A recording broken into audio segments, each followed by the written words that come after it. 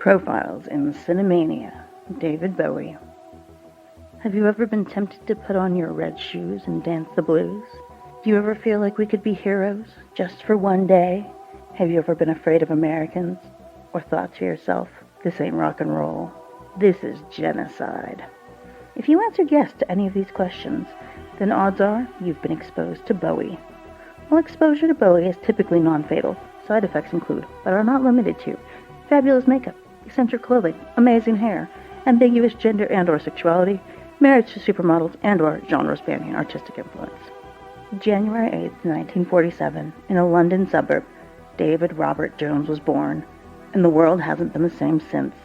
Born and raised in the shadow of World War II, he grew up with a distant, somewhat cold mother and a busy working father, typical in the 50s. What little time David and his father did spend together was formative. They liked to go to the local theater, and young David would sneak behind the scenes any chance he got. He loved to witness the human alchemy that came together to create the magic on stage. This is where he fell in love with art and performance. David's older half-brother, Terry Burns, was his main source of connection within his family. Though their get-togethers were infrequent, this connection was vital to shaping David as a person. Terry introduced young David to artists who would turn out to be some of the biggest influences, John Coltrane and Little Richard.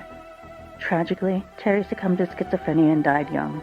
Given the history of mental illness in their mother's family, something David called Peggy's curse, one wonders whether Bowie entirely avoided the fate that befell so many of his family members. Perhaps his artistic outlets and stage persona allowed him a controlled release for his madness. It seemed performance was a means of self-medication. Well, one means. Ziggy definitely had more than his share of stardust in the 70s after all. David said that he felt like an empty vessel until he was performing or creating, as if those artistic endeavors filled in the blanks. I've never been sure of my own personality, he said. I'm a collector of personalities. Among this collection were alter egos like the Thin White Duke, Aladdin Sane, and of course Ziggy Stardust. But even his best-known stage name was itself an alter ego.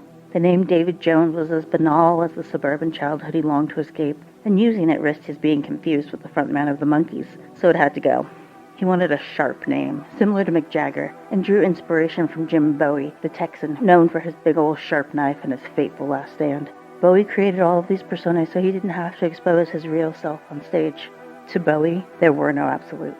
He blurred the lines between genders and sexualities.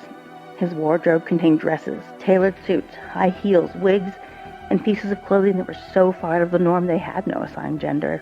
Bowie seemed to revel in otherness, becoming somewhat alien in his appearance and mannerisms. A schoolyard fight with childhood friend George Underwood left him with a permanently dilated left pupil, lending him a signature otherworldly visage. In the early 70s, Bowie also outed himself as bisexual. However, to what extent he actually was bisexual and how much was yet another part of his persona created for shock value is debated to this day. Regardless, being able to count Bowie as a fellow certainly gave the bisexual community both visibility and a much-needed hero. But Bowie would never let himself be pinned down on anything. When questioned later, he replied, "I'm not sure whether it's me changing my mind or whether I lie a lot." In 1970, Bowie and American actress Angela Barnett entered into what they agreed was a marriage of convenience. Apparently right before getting married, he told her, "I'm not really in love with you." And her response was, "It's probably a good thing. Suppose it's hard to be in love with someone else when you don't even know who you are." Bowie once said of Angela, "Living with her is like living with a blowtorch." Good? Bad? Who knows? Either way, the couple divorced in 1980 and share one child, Duncan Zoe Haywood Jones. Born in early 1971, he was introduced to the world as Zoe Bowie, but now goes by simply Duncan Jones. Despite his somewhat tumultuous childhood, he's currently an award-winning director, best known for his films Moon, Mute, Source Code, and, unfortunately, Warcraft.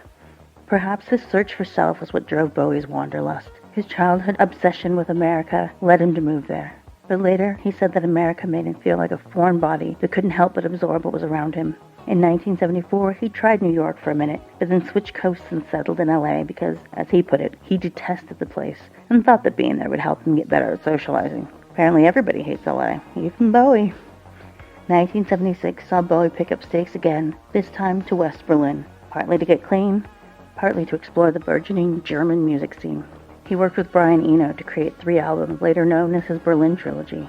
Astonishingly, he somehow managed to get clean while living with Iggy Pop during this time. His 1978 world tour was, according to biographer David Buckley, his first tour in 4 or 5 years in which he had probably not anesthetized himself with copious quantities of cocaine before taking the stage. 1980 was a big year for Bowie. Newly divorced, with full custody of his son, and finally sober, he moved back to the U.S., this time settling in New York. He started the year with a #1 single and ended it with a 5-month run on Broadway. Things were looking up for this basic boy from Bromley. He was on track to become a superstar. The next year, he teamed up with Queen to create the single Under Pressure, which is arguably one of the best and most popular rock songs ever recorded. And I will argue this, so don't try me. In fact, the entirety of the 80s and 90s were great for Bowie. He hit the height of his fame and popularity, released nearly a dozen albums, toured the world, collaborated with the biggest names in music and film, and starred in numerous movies, most of which are deadly sources of Cinemania. In 1990, Bowie met supermodel Iman, and it was over for him. "I was naming the children the night we met. It was absolutely immediate," he recalled. The pair married in 1992 and were together until Bowie's death in 2016. Their daughter, Alexandra Zahara Jones, Lexi, was born in 2000 and has stayed mostly out of the public eye. Bowie once teased, "You would think that a rock star being married to a supermodel would be one of the greatest things in the world." It is.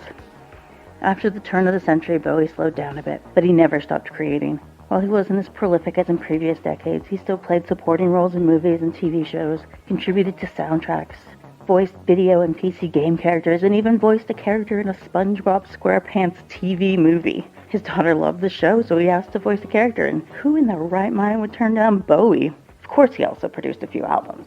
His final album, Black Star, was created while Bowie was dying of cancer, a fact that he had not made public. The lyrics unambiguously reference mortality, and the album was released only 2 days before his death in January 2016. He managed to turn even his own death into a work of art.